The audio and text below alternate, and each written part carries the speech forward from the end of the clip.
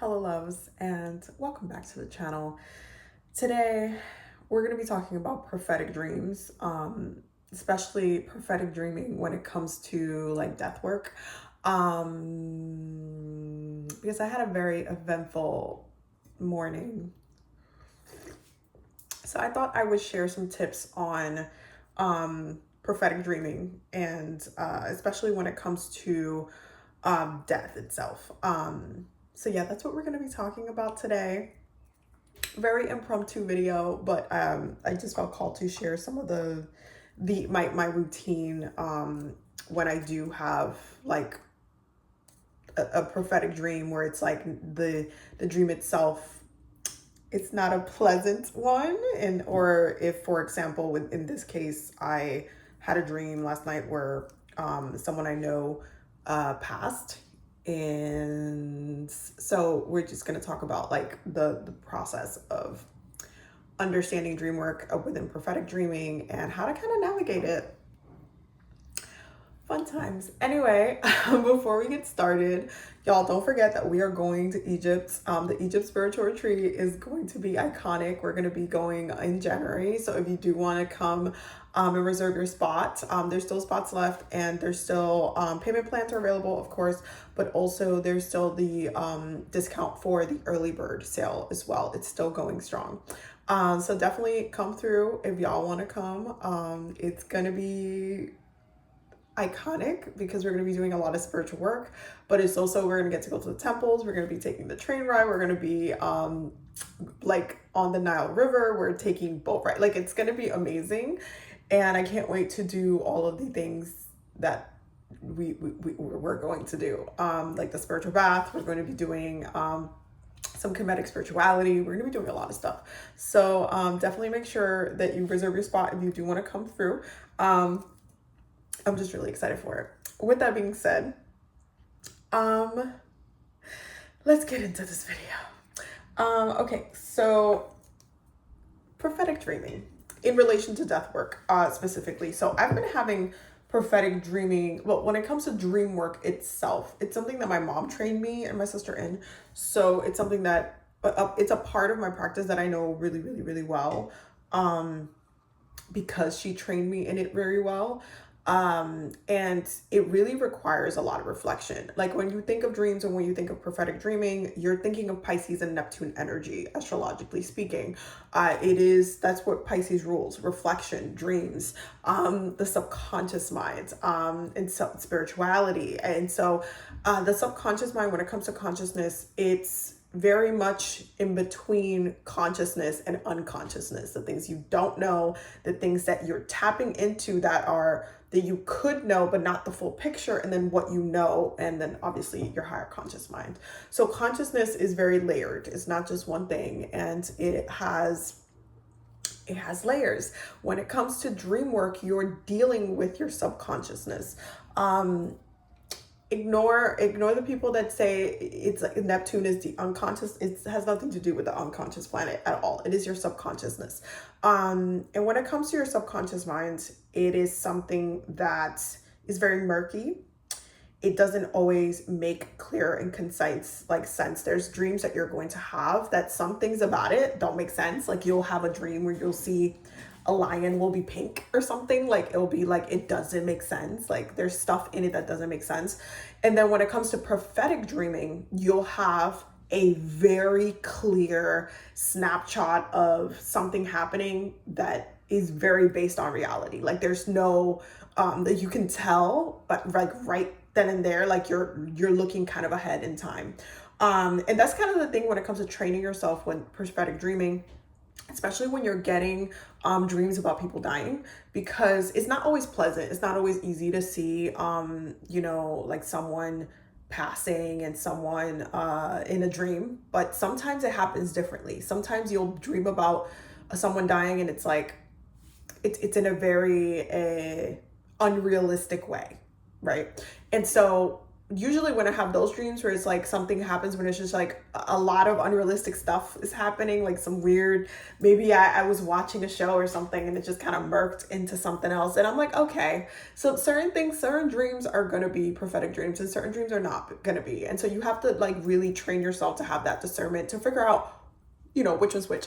So for me, when I already know right off the bat from my training that when I have dreams where they're very vividly, everything about it, it feels like I'm watching, almost like looking in a room where I'm not supposed to be, and I'm seeing something happening when I'm not supposed to be in, and I'm seeing somebody die, or I'm seeing the announcement of somebody's death and I'm at their funeral, which is what happened with my friend, who apparently is going to be passing sometime soon. The other thing about it is the clues that were in the dream too, because not only did I have to go and attend the funeral, but I also got to see what their last social media post was, because I went in the dream to go say, you know, rest in peace, like to put it as one of my stories.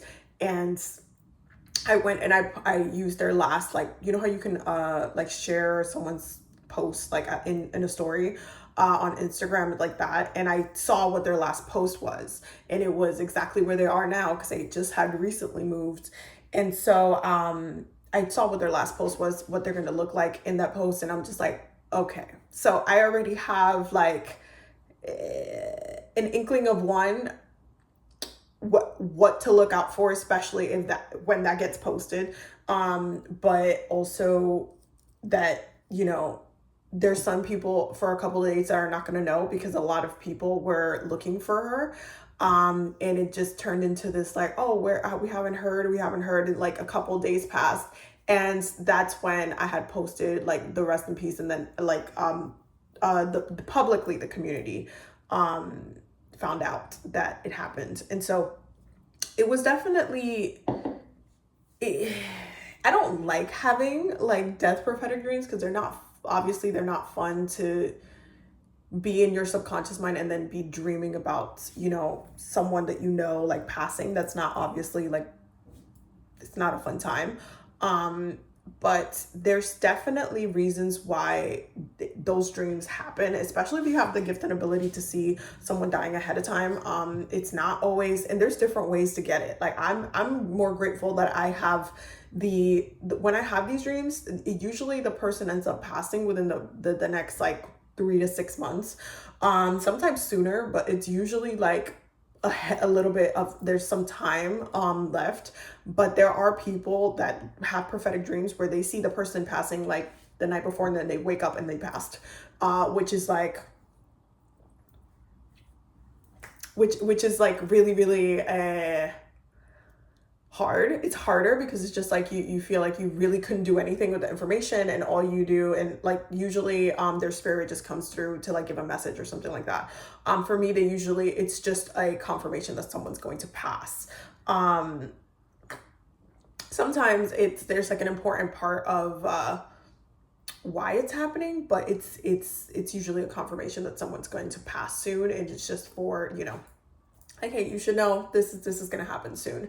Prophetic dreaming when it comes to like death work is something that also runs in my family. My sister is like, it also gets like prophetic dreams where it's like the person will end up dying within the next couple weeks. It's very trippy. It's not always like really fun, and sometimes obviously it's not fun, but sometimes it makes you want to like block your gifts. And so I understand, and this is why I'm making this video, because it's like I understand why, if you were having these kind of dreams and you were just like, I don't want to think about that, you know, like you kind of want to go into your dreams to kind of escape a little bit, same way that you go into listening to music or reading a book, which is also ruled by Pisces. But the subconscious mind, you tap into things subconsciously. You're not really, sometimes you tap into stuff that it's an ebb and flow of emotion. Sometimes it's really chaotic and sometimes it's not. And sometimes you have really nice, cool dreams and you're sitting in a field with the birds, and sometimes you dream about things that, you know, are heavier. And so my routine when it comes to that, when it comes to those particular dreams, I focus on one, when I wake up, how I'm feeling. I make sure I check in on myself emotionally. Obviously, I'm usually like, fuck.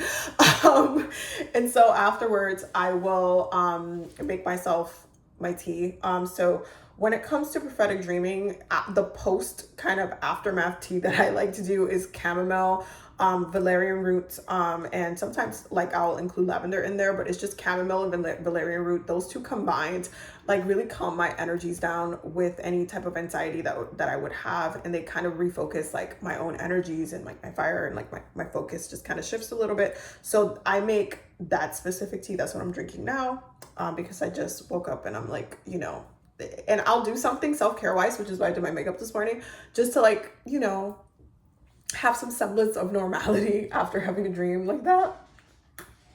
And I'll just mainly focus on making sure that, one, I'm okay, because that's like number one. When it comes to telling people or telling the person that you dreamt of that, like, oh, I had a dream that this happened, I am very mindful of, picking my battles when doing that. I don't do that all the time. I don't always tell the person. And I know that it's like, Abby, why wouldn't you tell the person? I don't want the person, especially because it's kind of, it's especially someone who's in the spiritual community. It's a little bit more trippy if I were to tell one of my spiritual friends, like, yo, I had a dream that this happened to you. Especially because they know where I'm coming from within my practice, and they know I have prophetic dreams, and I've had prophetic dreams of them before that came to pass. So it's like I don't want to rob them of peace of mind. And so I pick my battles when it comes to those kind of things, especially for those in the spiritual community. I really pick my battles about that. And I try my best not to cause more chaos. But I do understand that when it comes to even like death work, because you guys know I work with Santissima, and I've been doing death work since I was a kid, because I have I had the ability very early on when it comes to mediumship, seeing spirits, all of that kind of stuff. But especially at funerals. And it was something that when it comes to death work, I was really scared of when I was younger. I didn't want to just be seeing spirits left and right, but I had this like deeper connection. And so I had to kind of hone my skills as I got older and became more comfortable in my practice.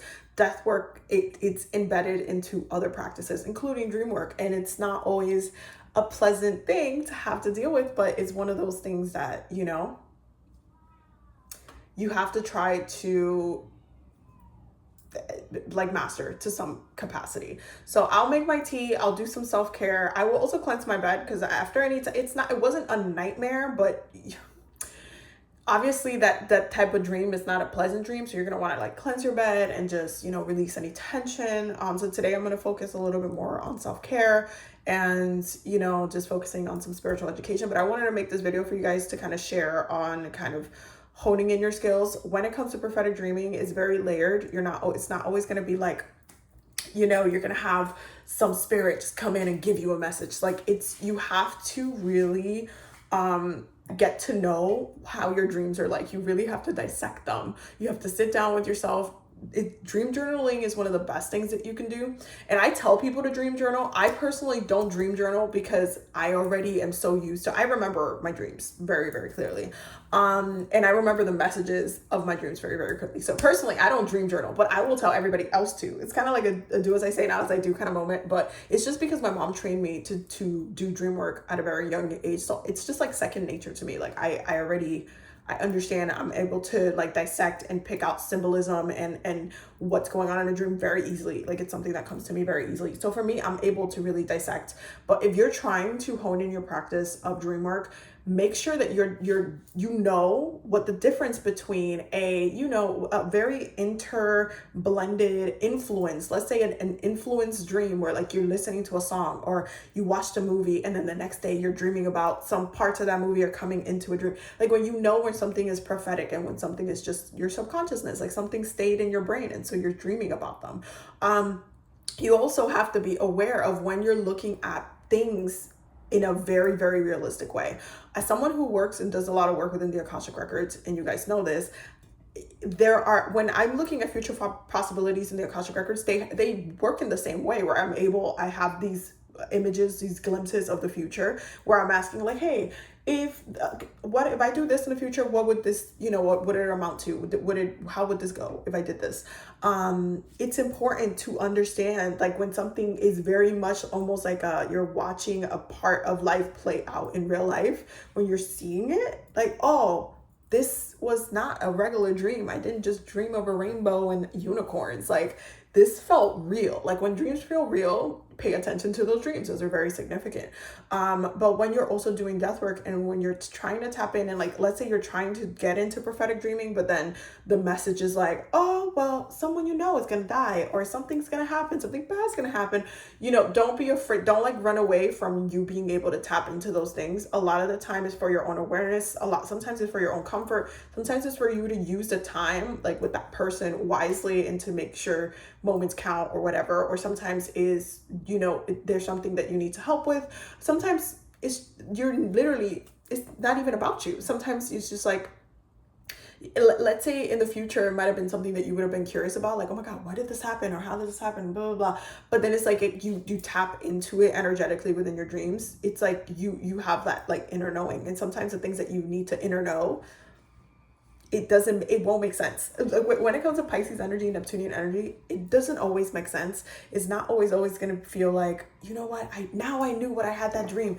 It's not always going to feel like that. Sometimes you're going to have a dream and it's going to be like, why did I dream that? Why it had to be me? Like, sometimes it feels like that. And so you just have to take in, one, also accept the fact that, within your own spiritual practice, if you were very tapped in, and also if you're also tapped in with your friends' energies, you will be dreaming of them. And sometimes it's just because you're very tapped in, you'll be able to see into things that literally might not have anything to do with you, but you'll be able to see into things. Sometimes it's like you can have a dream of someone else, and you can give them the message like, hey, you were in my dream yesterday and this happened, blah, blah, blah. And it's just like for their own awareness. And sometimes it's literally just like you tapping into what's energetically happening. And sometimes what's happening is that someone's about to pass.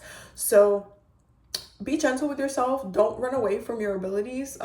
Your abilities will manifest in a very layered way, but it's not always pleasant. But have certain tools. Like, I really like the valerian root because it really calms down, like, my sleeping energies, and, like, it kind of helps me just really relax and relieve any tension from, with the chamomile, of course, like, relieve any tension from my body. And when I'm doing, like, post prophetic dreaming, like, we talk about prophetic dreaming teas all the time, like mugwort and lavender and all that stuff, but post prophetic dreaming teas are amazing too.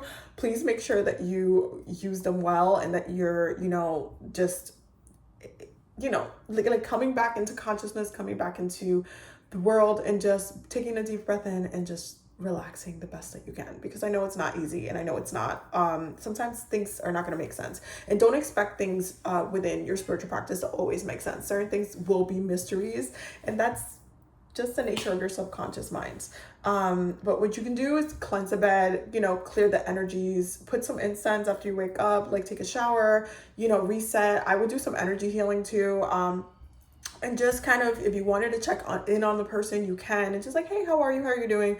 But at the end of the day, it's like, don't let it eat at you. Like, you didn't do anything wrong.